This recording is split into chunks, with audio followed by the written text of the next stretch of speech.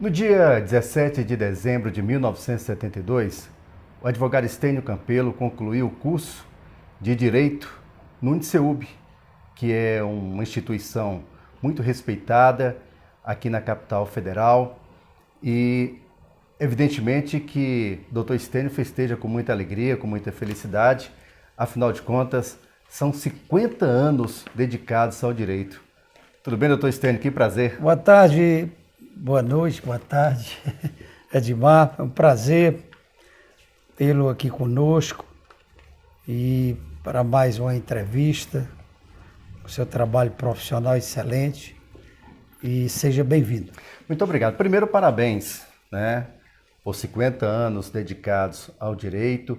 E eu lhe pergunto, o que representa essa data diante de uma carreira vitoriosa? Edmar, essa data é muito significante para mim e como para os demais colegas que se graduaram também no longínquo, recuado ano de 1972, quando nós somos egressos da primeira turma da Faculdade de Direito, a turma fundadora do então CEUB, hoje UniCeub, em que nós nos formávamos naquela noite memorável ocorrida nos salões da Escola Normal de Brasília, ali ao lado do Colégio Elefante Branco. Naquela época, em 72, poucos locais havia em Brasília que pudesse acomodar várias pessoas, porque havia os familiares e a nossa turma era um número considerável, por ser a primeira turma de Direito da faculdade, por ser um curso noturno, então muitos colegas que trabalhavam concluíram o curso nesse turno noturno, Então foi uma noite memorável em que nós tivemos um dia anterior uma missa, um culto, uma ação de graças. Tivemos na tarde, no dia que antecedeu a colação, uma sessão solene no Tribunal de Justiça do Distrito Federal, onde fomos homenageados. À época, o senhor foi o presidente do diretório acadêmico, O senhor diria que desde sempre a liderança fez parte da sua vida?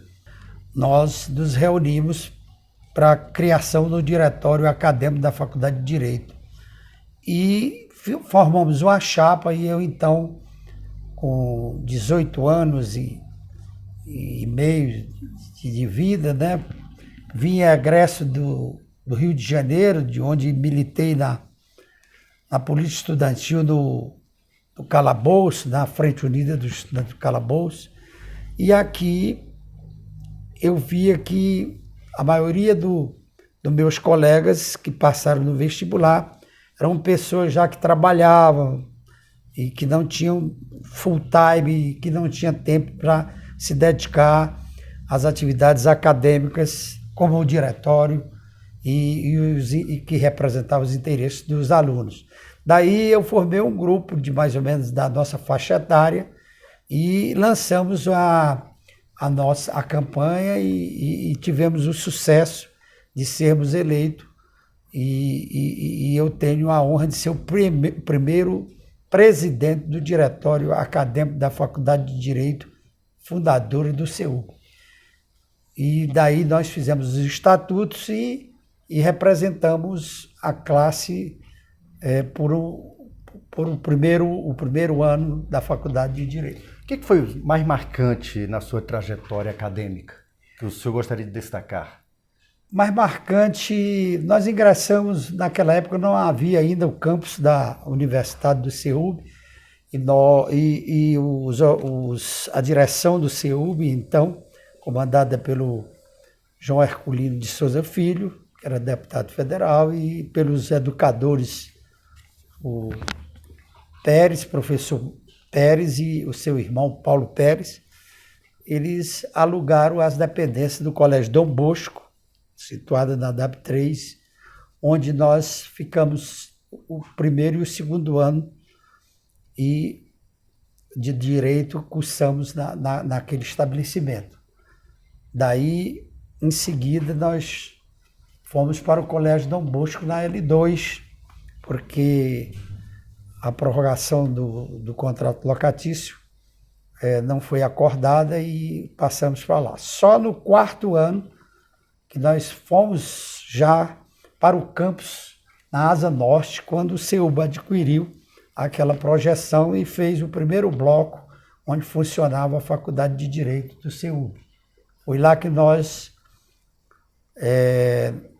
nos formamos, nos graduamos e tem uma placa comemorativa a esse evento e que foi afixada no saguão do primeiro bloco da faculdade do CEUB que lá funcionava. Doutor Estênio, como é que foi ser líder acadêmico em pleno regime militar, que perdurou de 64 a 85, em que a liberdade de expressão era oprimida?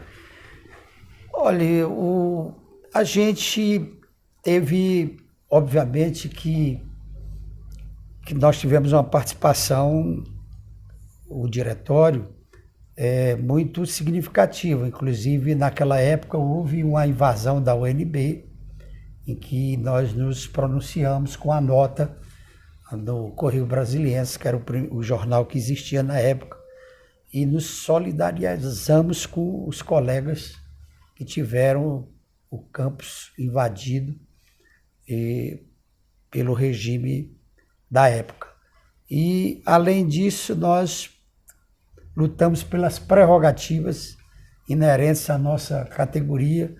Eu me recordo bem que tinha 6 colegas que não podiam pagar a faculdade. Nós fizemos um trabalho junto à direção no sentido de isentá-lo através de uma bolsa que o CEUB até então foi muito compreensivo na época e cedeu aos reclamos que o diretório fazia, porque essas pessoas não trabalhavam e não tinham condições, os colegas, esses 6 colegas, de arcar com o ônus, o pagamento das mensalidades. E a direção do CEUB, nesse ponto, através de pedidos formulados pelo nosso diretório, ficou sensibilizada a direção e nos deferiu esse benefício para os alunos mais necessitados. Hoje a gente observa que em qualquer esquina que a gente chegue, tem uma faculdade de Direito. E aí a gente observa também que, se obedecer critérios, mais rigorosos, de certa forma isso não acaba desvalorizando o direito em si, doutor Estênio?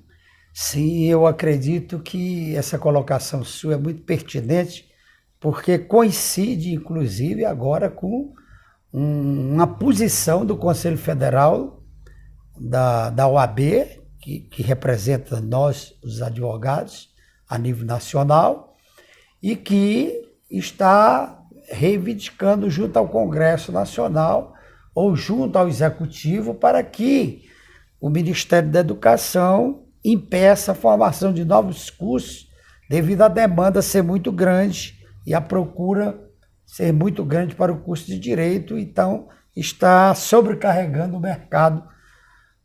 Só para você ter uma ideia, nós temos mais de 1.300.000 advogados inscritos em todo o território nacional. Na OAB, né? Aqui no Distrito Federal, nós já temos inscritos já na casa de 70 mil e em diante o número de inscritos. A minha inscrição foi 543, a primeira inscrição, naquele longínquo ano de 72, e agora nós já estamos na casa de 70 mil e poucos inscritos. É claro que todos não advogam, não militam, mas, de qualquer maneira, para a capital federal, é muita gente E aqui há muitas faculdades que foram permitidas o seu funcionamento. E isso está dificultando e muito essa turma mais jovem, né? Que está se lançando no mercado, atualmente. A época da sua formatura, o ministro da Educação era o Tássio Dutra. Aliás, o Tássio Dutra era advogado também, né? Tássio Dutra era advogado, foi ministro da Educação. Em 72 era ainda o general Garrastazu Médici, que era o presidente da República. Eu me recordo que em 70 houve até a conquista, já que nós estamos da Copa, né? A conquista do tricampeonato no México, ocorrida no México, né? 90 milhões em ação para frente Brasil, né? Vamos unidos. Então, o patrono da nossa turma foi o ministro Tássio Dutra, que era e o general está aqui. Grande homenagem de honra ao general Emílio Garrastazu Médici, digníssimo presidente da República.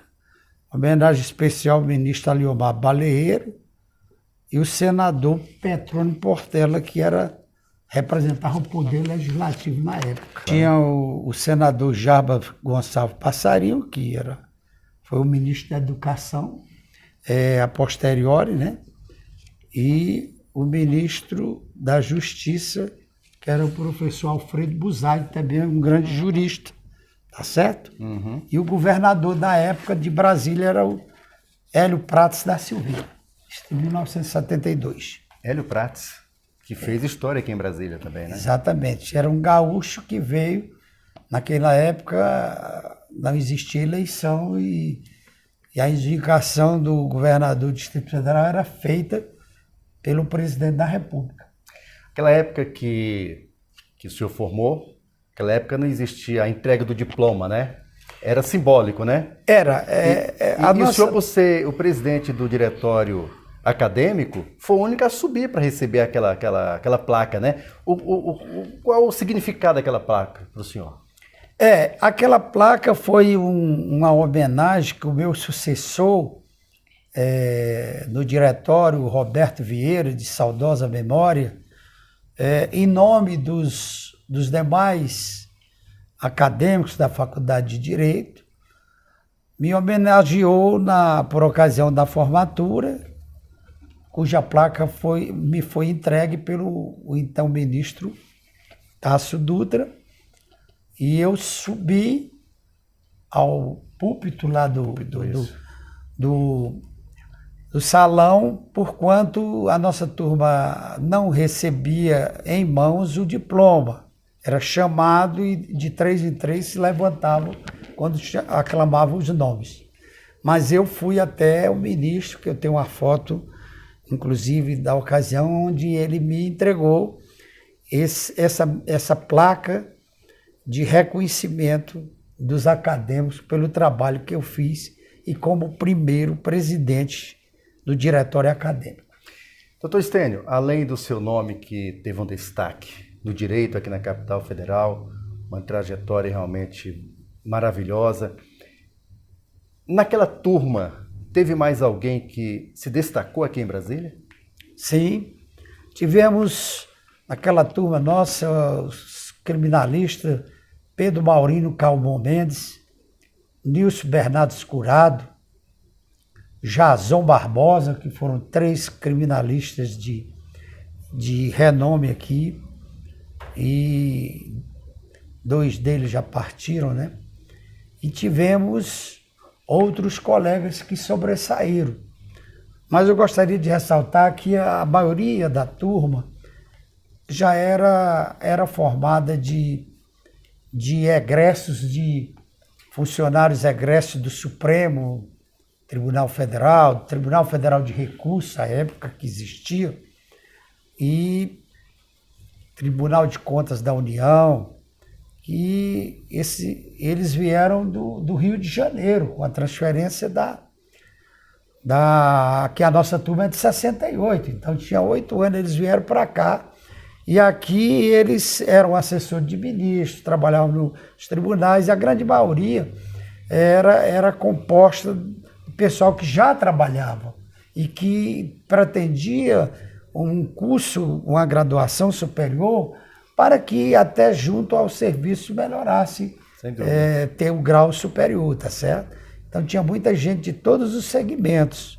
Daí porque, como eu ressaltei anteriormente, poucos foram aqueles que foram para a militância, como eu fui desde o início. Desde 72, quando eu me formei, eu já era um solicitador acadêmico. Na época, no 4º ano de Direito, já estava no Edifício Goiás com o doutor Romeu Silqueira, que era um advogado renomado que viera de Belo Horizonte, aqui se estabelecera, e eu já dava meus primeiros passos naquele escritório de advocacia. Daí, em seguida, eu fui para o Edifício Márcia, onde me instalei em 72, e posteriormente, em 75, nós passamos para o Edifício Serra Dourada, onde havia sido edificado no setor comercial sul, em que eu me associei ao Roberto Vieira, ao João Rodrigues Neto, e nós éramos nós três inicialmente naquele escritório. Voltando ainda na sua trajetória acadêmica, o estudante Estênio Campelo era, como o pessoal usa hoje, o jargão, né? O termo CDF, ou era aquele estudante mais dedicado mesmo? Não, eu quero observar, ressaltar e responder a sua pergunta dizendo o seguinte: eu estudei no Rio de Janeiro uma temporada e lá me preparava no curso considerado um dos melhores da época, que era o ADN pré-médico. E havia os dois melhores cursos, eram o ADN e o vetor para engenharia, o ADN pré-médico, que era para medicina. E eu morava em Copacabana e no apartamento de uma tia que era médica e que me incentivou muito para fazer medicina. Naquele tempo o vestibular era único e a gente passava e seria lotado nas faculdades melhores de acordo com a nota que se tinha tirado do vestibular. Na verdade, em 66 eu fiz o vestibular lá, passei, mas eu desisti por dois motivos. Eu já estava militando na polícia estudantil e também pelo fato de que a minha lotação seria em Manaus. Aí eu desisti e foi quando houve a passeata dos 100 mil no Rio de Janeiro e eu me desliguei da FUEC, Frente Unida do Calabouço, e vim para o Distrito Federal, onde aqui eu já tinha 4 irmãos residindo. Daí que eu cheguei na época do vestibular. Doutor Estênio, a gente percebe que em outros países a gente não vê muita interferência da justiça em outros poderes. Como é que você está vendo essa tamanha interferência da Justiça, do STF, interferindo na Câmara dos Deputados, no Senado Federal? O senhor, na condição de jurista, como é que o senhor vê essa situação hoje no Brasil? Eu vejo o seguinte: nós estudamos que o Montesquieu nos ensinou que os poderes eram 3 poderes e deveria ser harmônico entre si. E essa trilogia dos poderes, ela foi, digamos assim, adaptada com a Constituição, né? Desde o início da nossa Constituição, primeira Constituição de 30, 46, e depois a de 69, 67, 69, enfim, culminando com a Constituição da chamada de cidadania, que é de 88, quando foi promulgada, que até hoje está na vigência. Então lá, claro que está dito que existem 3 poderes, executivo, legislativo e judiciário, em que ambos são independentes, mas harmônicos entre si. E cada um tem a sua competência. Eu acredito que para você obedecer à Constituição Federal, que é a lei magna, a lei maior do país, você tem que seguir os ditames do que lá está escrito. Se você como se eu invado, na qualidade de membro do Poder Judiciário, uma competência que é inerente ao Executivo, você como presidente da República, eu estou infringindo uma determinação constitucional. Então, para que haja uma harmonia, para que haja uma estabilização entre os poderes, é necessário que haja o respeito e que cada um siga a Constituição Federal, dentro da sua competência. Porque se assim não for, aí vira, na expressão da palavra, vira uma desordem, vira, né, uma bagunça. Você acha que a gente vive uma ditadura do Poder Judiciário? Não, eu não diria que a ditadura, porque toda ditadura, os outros poderes são sufocados, né? Nós já tivemos casos aqui, né, que ditadura militar, em que a primeira coisa foi fechar o Congresso Nacional e o próprio Poder Executivo, o Judiciário foi alcançado com aposentadorias de ministros que lá seguiam um caminho diferenciado daquilo que se pensava à época. Eu não diria isso, mas é que você tem que ter o respeito para que haja democracia. Se você começar a invadir os poderes disso, daquilo outro, aí a democracia está comprometida. E a Constituição é bem clara. Artigo 1º, todo poder emana do povo, e seu nome será exercido. Então o povo não vai aceitar esse tipo de invasão que prejudica. Você está entendendo? Há realmente alguns atos que estão sendo tomados que já estão extrapolando os limites. Mas eu não diria que tem ditadura de qualquer poder. Não há ainda ditadura de qualquer poder. Porque para haver uma ditadura, alguns poderes não funcionariam. Então teria que ter um ditador que é totalmente autônomo e que esse ditador só sobrevive se ele tiver também o respaldo das Forças Armadas. Porque ele não vai conseguir sozinho se manter. Então, no meu sentido, não há ditadura. O que existe é uma ingerência nas competências de um e do outro que tem que parar para raciocinar e tem que parar para estancar com isso, que isso pode levar ou desaguar e violar o que nós mais declaramos que é o Estado Democrático de Direito. Doutor Stênio, certamente o senhor acredita na justiça. Nós sempre acreditei. A justiça é cega? A justiça cega quando ela é dada com imparcialidade.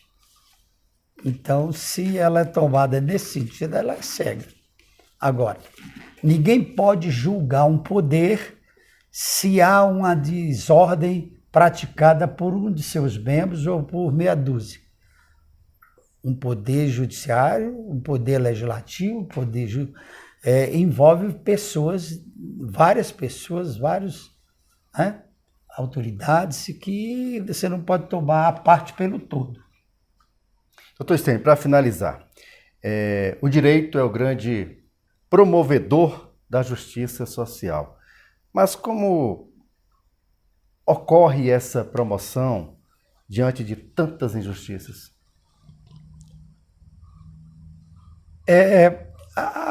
Existe tantas injustiças em qualquer país, né? Você pode ter injustiça social, quando se há a carência de determinadas pessoas.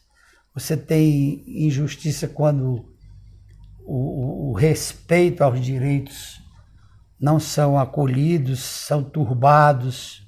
No caso de hoje, muito se fala no direito da mulher, que sempre foram ultrajados de uma forma ou de outra, quer por ser o sexo mais frágil, como se falava, mas por questões até de moralidade, do homem querer se pôr, do feminicídio que ocorre aí ainda em alta escala no Brasil. Então, tudo isso tem que ter uma harmonia para que haja um desenvolvimento e uma liberdade controlada, uma liberdade que deva ser, na sua totalidade, como a própria Constituição preconiza, tá certo? Nós temos todo o direito de liberdade. Liberdade influi de pensamento, de religião, né? De emprego, de respeito, uma série de coisas. Doutor Estênio, muito obrigado mais uma vez por esse bate-papo aqui tão agradável aqui no Conexão Brasília. E parabéns mais uma vez pelos 50 anos dedicados ao direito. Muito obrigado, Edmar. Eu fico muito feliz em estar registrando para os anais esse momento... Os anais da história, né? Os anais da história do CEUB, nossa. Esse momento feliz de ter, fazendo hoje 50 anos da nossa formatura e dizer que foram 50 anos de muito trabalho e muito esforço e, graças a Deus, nós temos a recompensa do reconhecimento e de acharmos que, dentro do segmento da militância da advocacia, a gente ocupa o nosso espaço, uma ocupação considerável como um profissional de respeito por todos da cidade.